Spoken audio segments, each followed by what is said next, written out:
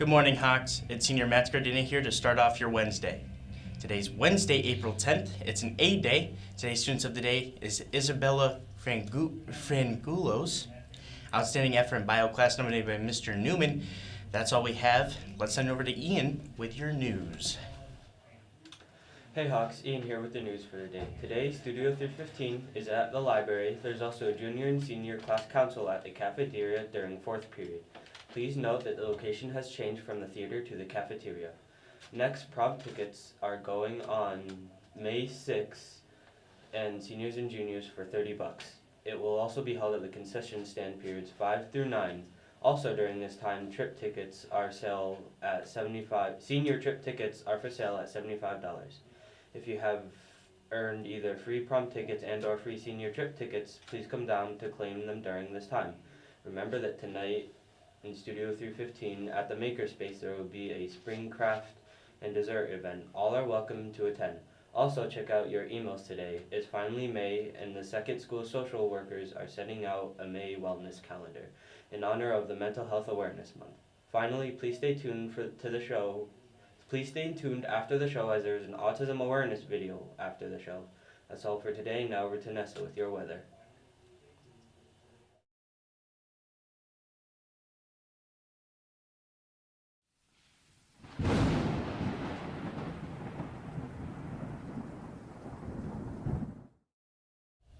Hey Hawks, Nessa Skeet here with your weather for today. Today we can expect a high of 74 degrees with a low of 50, with sunny skies throughout the day. No rain today. Now sending you off to Ella with your sports report. Hey Hawks, Ella here with today's sports report. Yesterday the thunderstorms postponed many of our sporting events. Boys tennis doubleheader against Horseheads will take place tonight. Outdoor track won their meet against Elmira, and boys lacrosse lost against McQuaid. Today, varsity girls golf at Watkins Glen, JV and varsity softball at Horseheads, JV and varsity baseball at Elmira, and JV and varsity lacrosse at Binghamton. Now over to Lizzie to wrap up the show. Hey Hawks, Software Lizzie here to wrap up the show. Quick note, but stay after the show for the autism awareness video. Thanks for turning in to CPPtv, your daily social news around the nest. If you missed anything from the show or any previous shows, you can check them out on our YouTube channel at CPPtv. To get updates on the show, follow our Instagram at CPP.tv. For extra segments and upcoming info, go check out our TikTok at CPP.tv23. Thanks for watching and keep flying Hawks.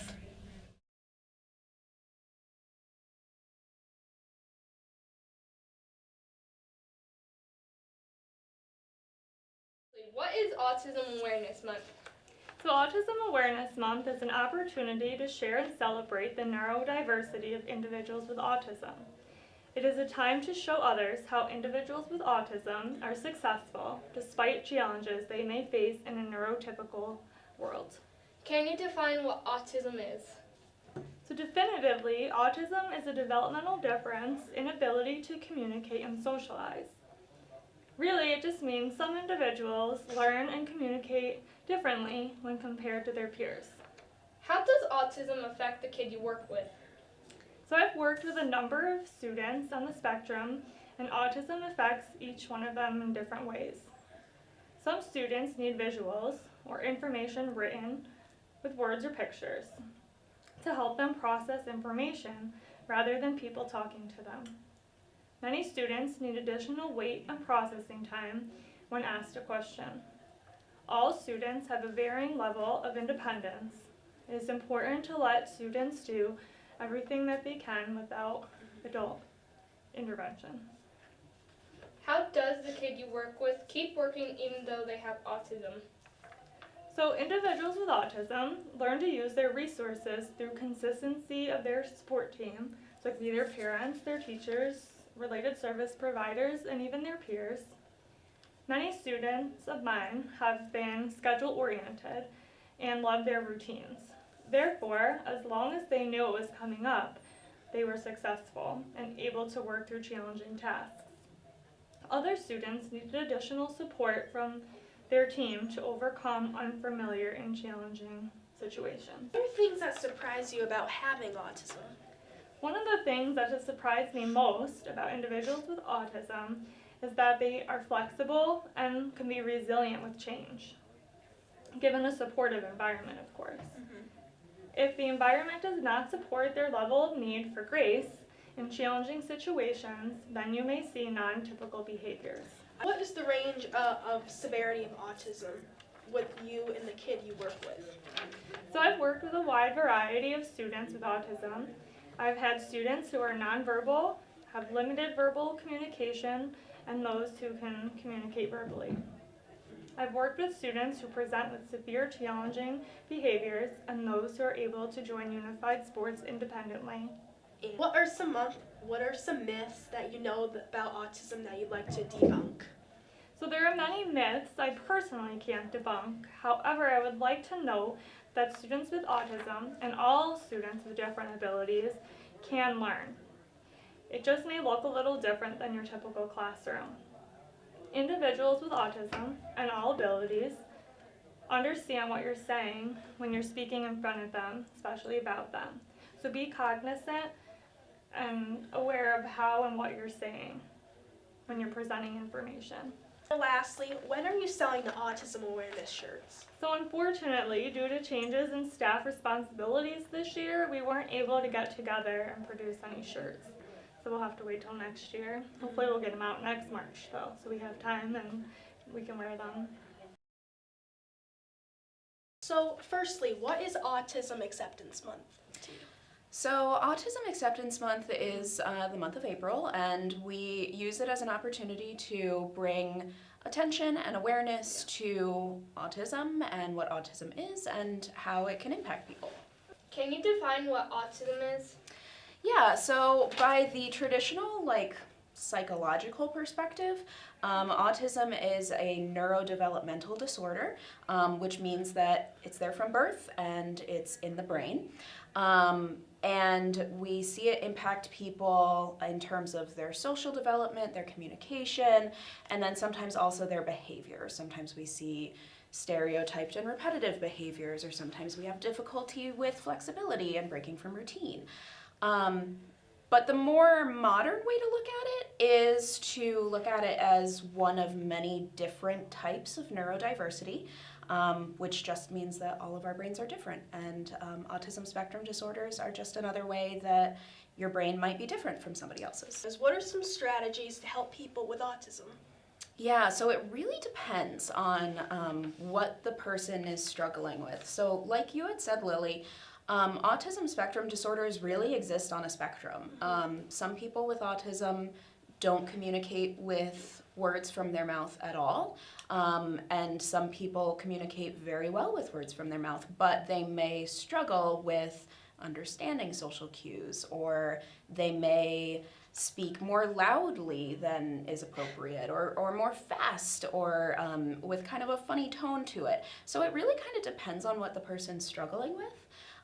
For some of our folks who have more trouble communicating with their mouths and their words at all, we use things like sign language, we use visual prompting, and assistive technology to help them communicate. Maybe they can communicate through a computer better than they can communicate with their mouths. But then for our folks who don't have as much trouble with that, sometimes doing some social skills building can be really helpful, getting involved in clubs and groups so that we can practice social skills. Or also for some people doing some sorts of therapies, maybe speech therapy, cognitive behavioral therapy can be really helpful. So it really just depends. When you have autism, it is something that is there from birth. We don't always notice it right at birth because, like I said, everybody's born nonverbal, whether you have autism or not. So sometimes it takes a little while to notice and to diagnose, but in order to meet a classification, or in order to meet a diagnosis of autism, the symptoms have to be present in early childhood. So we're thinking toddlerdom, or right when you start getting into school. What are some things that may surprise people? Well, I think that any number of things could surprise people with autism, and I think that sometimes even people with autism are surprised by their autism, because I think that it can really vary in its presentation quite a bit. Sometimes we have expectations for ourselves about what we can and can't do, and any one of us, whether we have autism or not, is capable of defying those expectations and surprising ourselves. So I think that sometimes we underestimate people with autism a little bit, and I think that maybe some people with autism also underestimate themselves. So I think that if I had to say anything was surprising, I would say that we should keep a more open mind about what people with a neurological difference can do, because I think that anyone could surprise us. So, how can we help people with autism and help celebrate Autism Acceptance Month? I think that we can help people with autism, again, by going into things with an open mind. I think that we tend to interpret what we're given, and we use our own previous life experiences to interpret what we are seeing from other people. And sometimes that leads to us making assumptions because we're looking at it through our experiences and our life story. I think that when we take a step back and challenge what our thoughts are about another person, we can find something new that we weren't totally expecting. I think that we all have a lot more in common than we tend to assume. And I think that the way that we can help people with autism or with any neurological difference is to take a step back, have a little bit of patience, reevaluate the situation, and think about where they might be coming from. Or ask where they're coming from. If you don't understand what's going on, asking them or asking someone who knows them well could help you understand them better. What are some myths you know about autism that you'd like to debunk? So the big one for me is that autism is caused by vaccines. I've heard about that one. Yeah, so that's one from the early 2000s. I don't know if it's as prevalent today as it used to be, but that was based on, that idea was based on some research that was not well done and was not able to be replicated. So when research isn't well done and other scientists can't replicate it, then we decide that those findings are not scientifically strong. And that's what happened with the research study that said there was a link between vaccines and autism.